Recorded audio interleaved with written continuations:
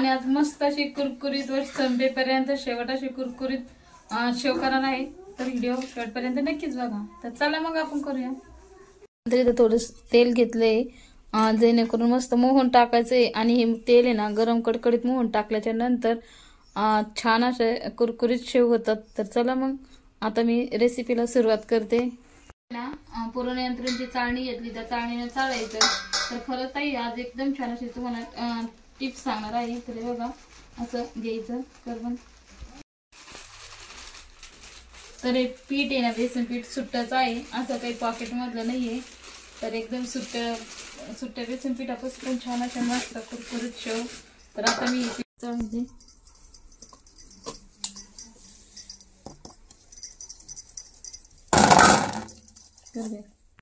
अशी गिठळी निघलेली, आता ते आपण बाजूला टाकून देऊ। इथं छान असं कडकडीत मोहन गरम करून घ्यायचं। मस्त तेल तापलेलं आहे कडकडीत। तर आता गॅस बंद करायचा आणि थोडं असं मोहन टाकून घ्यायचं। तर चमच्याच्या साह्याने ना फिरून घ्यायचं, छान असं टाकून घेते।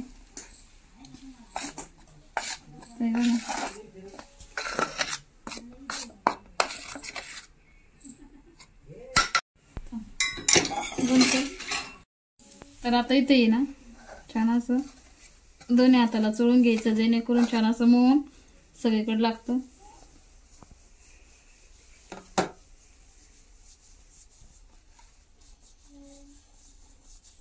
तर जे मोहन असतं ना कडकडीत तेलाचं तर ते चोकडं असं पिठाला लागून जातं। तर आता इथे ना मी पुन्हा एकदा चाळून घेणार आहे। जे मोहन टाकल्याच्या नंतर आणखीन एकदा चाळून घ्यायचं, म्हणजे कसं छान असे कुरकुरीत असे शेव राहतात। तर आता मी ते चाळून घेते।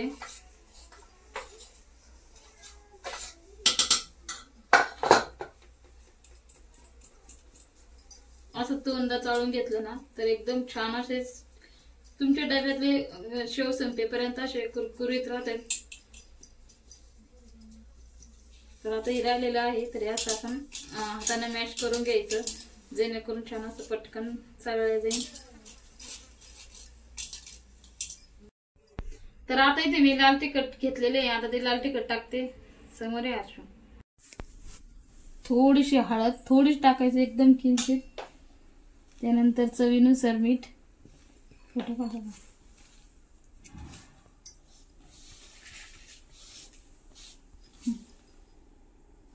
तर तेव्हा मी असं छान हाताने चोळून घेते।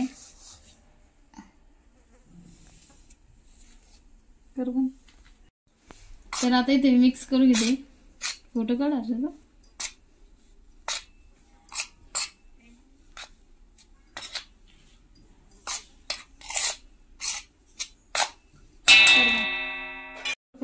तर आता इथे पाणी टाकून मी एकदम असं छान असं मिक्स करून घेते। जास्त घट्टही नाही आणि जास्त पातळही नाही, असं प्रमाणातच भिजून घ्यायचं।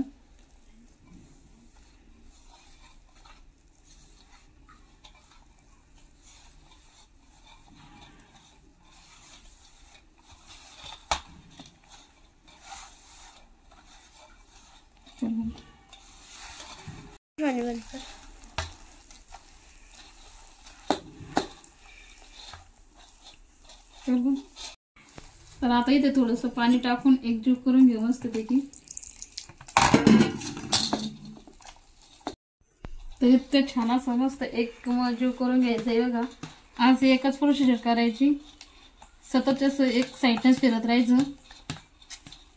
हे बघा तुम्हाला आता इथे बुडबुड्या दिसतच असेल, तर हे बघा जवळून घे। तर इथं अशा छान अशा बुडबुड्या दिसत आल्या ना अशा फेटल्यावानी, तर समजून घ्यायचं पीठ आपलं छान असं तयार झालेलं आहे। तर हे बघा, तुम्हाला अजून एकदा दाखवते मी।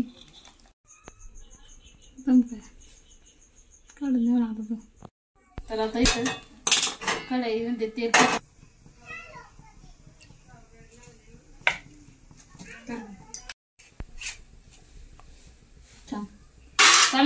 त्याला हात लावून घ्यायचा, म्हणजे ते ना छान अशी शेव पटपट पडते, अटकू नये म्हणून। थोडंसं तेल लावायचं आतमध्ये। इथं बघू आता तेल तापलं का नाही. तिथं तेल तापतंय चांगलं घेते. तर तिथे मी असं थोडं टाकून घेते चमच्यानं. ताईनो माझ्या चॅनलला लाईक करा, शेअर करा, सबस्क्राईब करा आणि कमेंट्स पण करा. आणि जास्तीत जास्त आहे ना तुमच्या नातेवाईक मित्रपरिवारासोबत नक्कीच हे करा, व्हिडिओ शेअर करा. इथे तेल तापलेले आता टाकून घेते.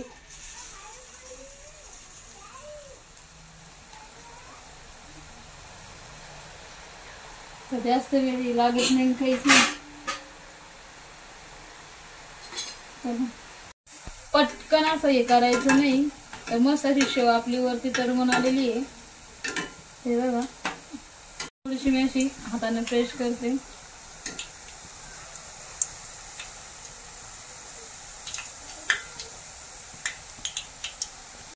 तर जोपर्यंत तेलाच्या अशा बुडबुड्या चालू असतात तोपर्यंत आहे ना असं फिरून घ्यायचं नाही. या तेलाच्या बुडबुड्या संपल्या की समजून घ्यायचं की छान अशी शेव एका साईडला तळून झालेली आहे.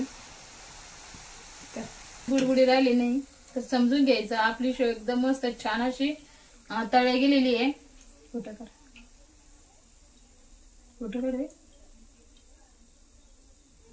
तर आता इथे काढून घेते. आता आहे ना असंच करून भरून घेते. आता दुसरं पण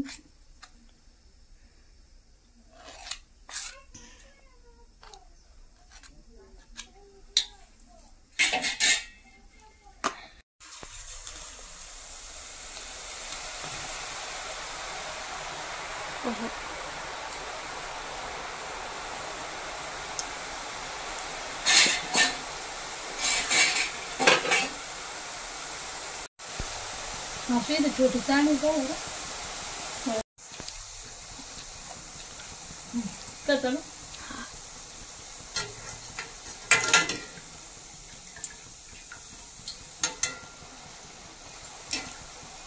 छान अशी तळी गेलेली आहे. आता करतो.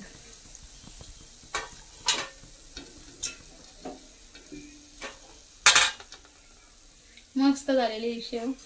बघा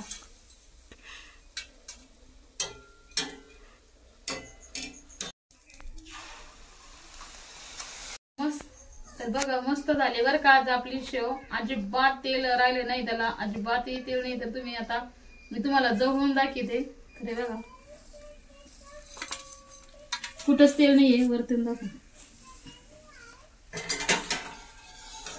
तर कुठे. तरी बघा इथं झाली आपली शेव एकदम मस्त अशी कुरकुरीत. तर संपेपर्यंत अशी हे होणार नाही. तर तुम्हाला आता मी दाखवते. तरी बघा मस्त अशी छान कुरकुरीत झाली की नाही आपली शेव.